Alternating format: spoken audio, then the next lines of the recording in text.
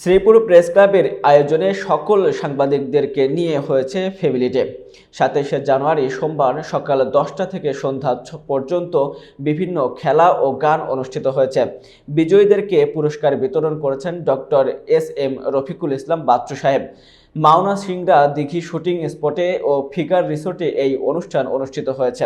বিস্তারিত দেখুন নূর হোসেন সুমনের প্রতিবেদনে। শ্রীপুরে 1990 সালে সর্বপ্রথম এই প্রেস ক্লাবটি প্রতিষ্ঠিত হয়েছে। প্রেস ক্লাবের সর্বপ্রথম সভাপতি হয়েছিলেন সিনিয়র সাংবাদিক এস.এম. মাহফুল হাসান হান্নান। বিএনপির নির্বাহী কমিটির নেতা হাসান সরকার এই প্রেস ক্লাবের প্রতিষ্ঠাটার পেছনে গুরুত্বপূর্ণ ভূমিকা পালন করেছিলেন। প্রতিষ্ঠানটি এখনও টিকে আছে। আজ উদযাপিত হলো ফ্যামিলি ডে।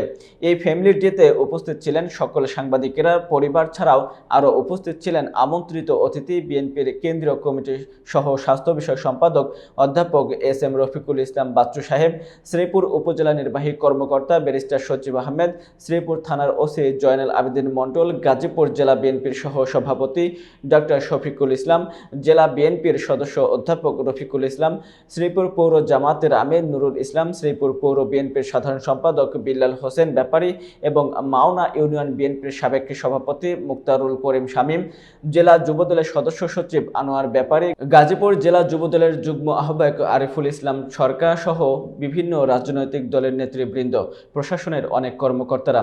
ফ্যামিলি ডে উপলক্ষে বিভিন্ন আকর্ষণীয় ইভেন্ট আয়োজন করা হয়। এর মধ্যে ছিল খেলাধুলা, পুরস্কার বিতরণী এবং সাংস্কৃতিক অনুষ্ঠান। সাংস্কৃতিক পরিবেশনায় অংশ নেন স্থানীয় শিল্পবিন্দু। আগামী মাসে সম্মেলনের মাধ্যমে গণতান্ত্রিকভাবে ভোটাভুটির মাধ্যমে নেতৃত্ব নির্বাচিত করা হবে। আসলে এখানে বক্তব্য রাখাটা এখন খুবই আপনার যৌক্তিক হবে না। আমি শুধু বলি যে আপনার একটা পরিবর্তনের হাওয়া কিন্তু বোঝা যাচ্ছে, আগের মতো নাই। বিগত দিনে দেশটা যেভাবে চলেছে সে অবস্থায় যে চলবে না এটা কিন্তু বোঝা যাচ্ছে। যাই হোক, আমরা আশা করব যে আমরা দেশটাকে এগিয়ে নিয়ে যেতে চাই, আমরা পিছনে ফিরে যেতে চাই না।